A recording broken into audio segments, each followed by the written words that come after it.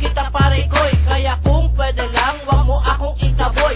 Turuan mo na lang po ako saglit at sa akin wag ka nang magalit, madali lang naman ako matuto. Kaya turuan mo na lang ako ng mga steps nyo. Turuan mo ko niyan, turuan mo ko niyan. Please, turuan mo ko niyan, turuan mo ko niyan. Okay, dun ka sa likod, dun ka sa likod.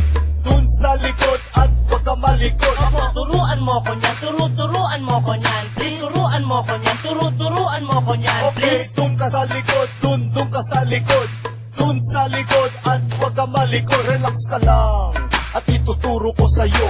Basta't wag ka lang sa akin ng gugulo. Ang kulit mo kasi pre kanina pa. Sengas ka ng sengas mula pa nung umpisa. Akala mo lang di kita napapansin. Di mo lang alam gusto na kitang batuhin. Nagpa-practice kami dito, isorbo ka. Sasayaw pa naman kami sa time show, ano ka pa? Kung gusto mong matuto, dun ka sa likod. Sumabay ka lang sa amin para ikaw ay very good. Huwag mag-alala dahil simple lang ito. Handa ka na bang sumayaw ng ganito? Turuan mo ko niyan, turuan mo ko niyan. Please, turuan mo ko niyan, turuan mo ko niyan. Okay, Please. dun ka sa likod, dun ka sa likod.